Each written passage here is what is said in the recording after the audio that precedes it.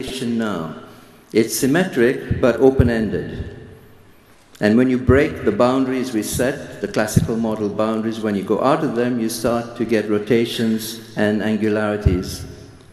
And as you zoom in, of course, you get more and more complexity, and real up close, it looks like it's completely random. But underneath is a very deep structure.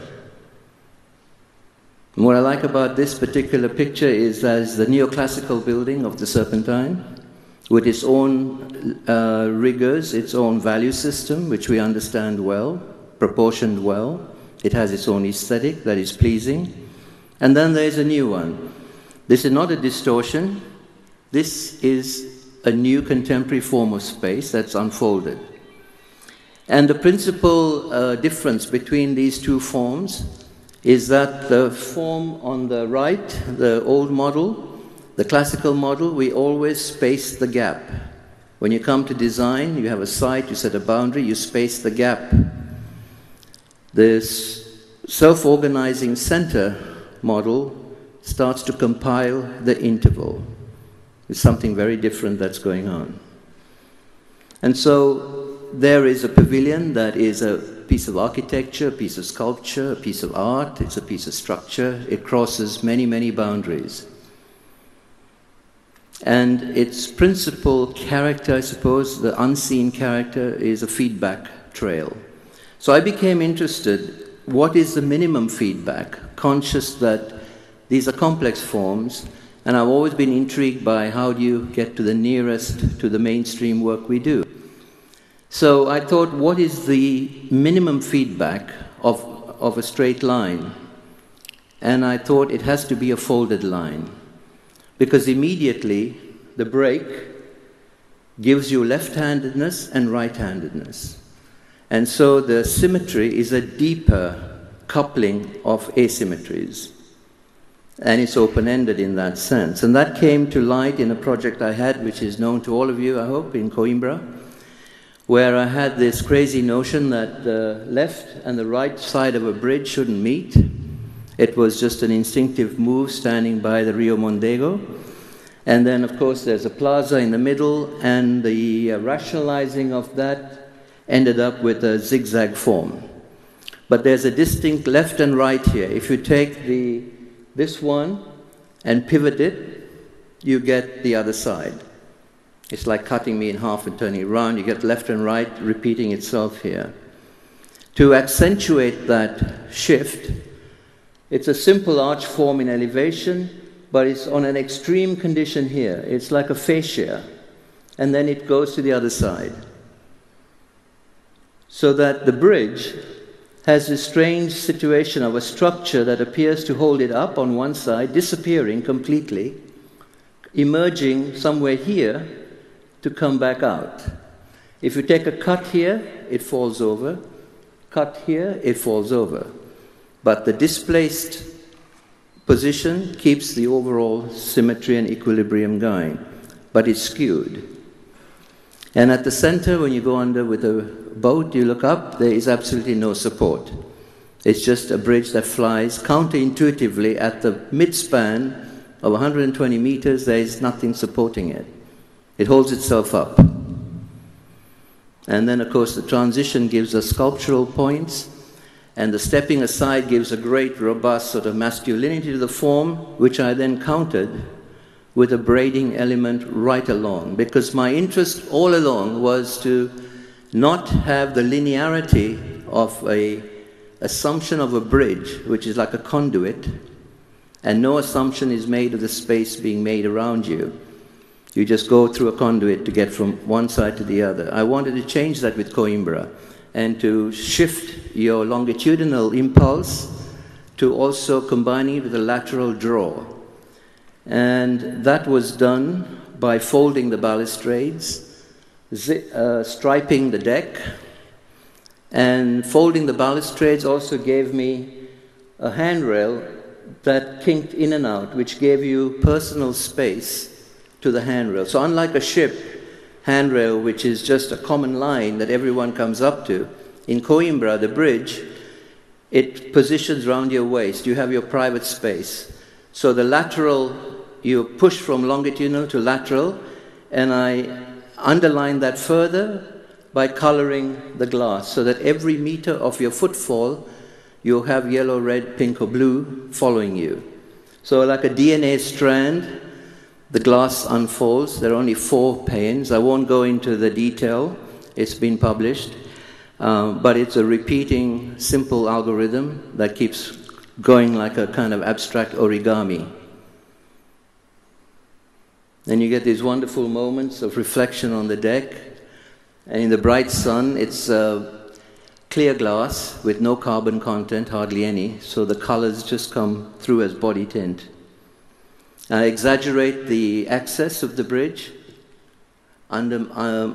extending the left and right-handedness again, and you get these lovely moments as it sails across space. And this particular picture here, if I zoom in,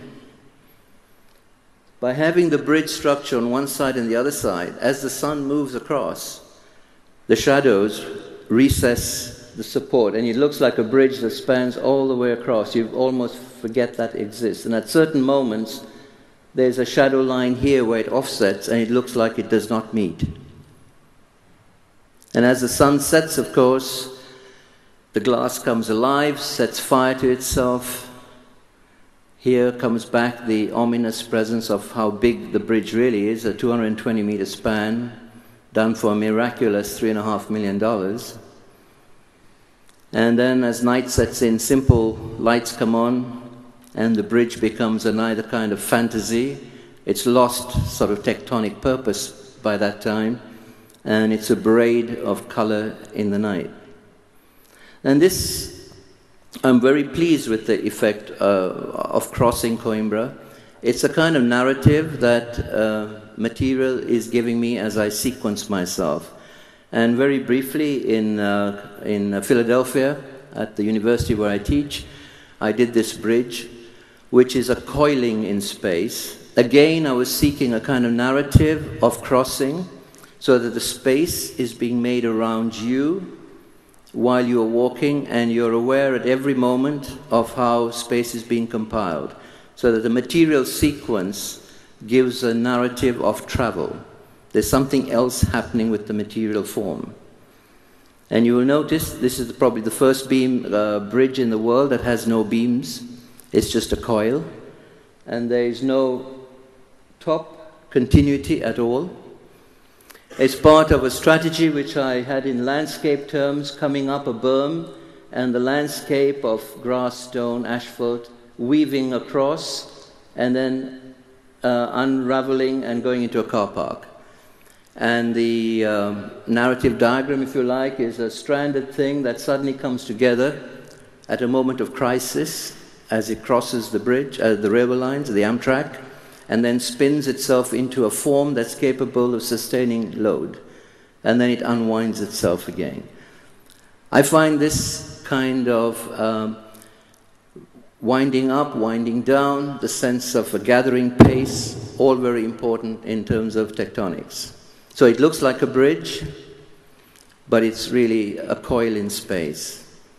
And you can see from the kind of movements, the strong movements, it's a modernist kind of thing. It feels modernist compared to Coimbra, which feels Baroque.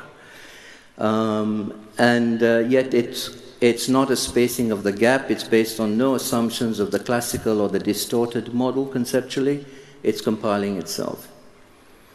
And lastly, I wanted to also see what would a feedback process do within Cartesian spaces. So it's easy to go into warp, into blob, like we saw through the 90s, but I've been interested in replicating a Cartesian forms, but using a process of feedback and a process of sequencing and cascading. And this is a cube. So it's a rectangle form with a cubic form and 2 other rectangular forms, three-dimensional. Because it's based on the golden section, each one embeds itself. So from there I can take out other parts of itself, I can take this out, I can keep eroding. And every time I erode down, if I maintain a certain self-similar shape, which does not erode down, holes start to appear. And the hole that appears ends up being a logarithmic spiral. And I can pixelate down at any scale. And so here is an assembly of a Cartesian form, 400 meters long, 150 across. These are the voids that come up, and in 3D it spirals up to the top of the eye of a logarithmic spiral. And there's a model. It looks like a conventional piece of architecture in many ways. It's an Islamic center with mosque and teaching and student living. And looking up, that's the top of the spiral as it's emerged at the top. And here's an interior of a typical big space. This is the mosque space. I've left the colors of red, yellow, and blue, the original tiling, so you can see the composition. Of course, in the real building, that would turn into a white, say, in this case, an off-white matte. And you'll get these beautiful volumes that are harmonious within each other. There's a sort of harmony going on there that you're aware of, but you don't quite understand. And it's coming from this method. And the section's quite revealing. You find this line of wall supports on another plane there, which is again supported on another plane here, which in turn is supported. So there we go, one on top of the other, the cascade moving down, repositioning space and repositioning partial horizons in your eye. So you're never moving in the assumption of a vacuous space that have been gridded and spaced apart. You're always moving through a space where there is a partial element coming in due to the cascading effect. And that's the actual structural system that leads to that, which is reciprocal, one on the other, on the other, on the other. And that could be precast in big plates, or conventionally driven with columns running through the intersections and beams top and bottom. So post and beam language, but offsetting each other all the time. And then you can clad with glass or whatever. And it leads to these very, very strong forms. And this, being the Middle East, I decided not to fenestrate, just keep the forms hard at this level of concept design, and gradually only minimally start to fenestrate, making the forms work, and of course open to the sky in the voids that were released by the method.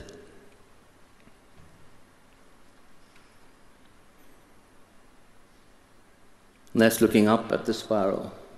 So it's very strong Cartesian form, but wholly cascading and harmonic.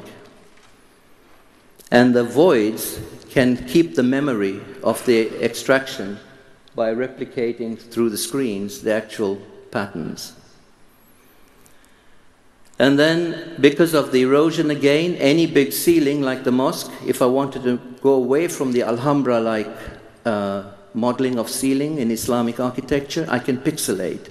And I believe this is a new way to go with these roofs. So the recession and cascade is now pixelated, and that's all cubic form. If I take away the sides of the cubic form and only insert the diagonals, then I can get a tensegrity kind of ceiling where the light filters through. But because I'm now at such small scale up at the top of the building, it is a fractal. It's emerged completely as a fractal. And as I plot the sun part through, I get these beautiful light patterns through the day. And the expression of the building in a very classical way can be seen externally.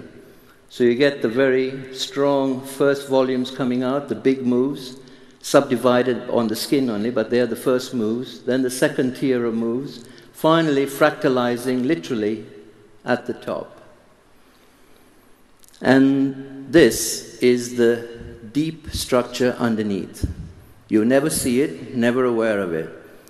But that's the first generation, second, third, fourth, and as I keep going, it opens up. And here we have, like any fractal, a finite composition, but unbounded. It's like the universe. It's self-evolved, it's finite, it has a moment in space where it's at, But if you look through, basically, the deep structure shows us it's never contained.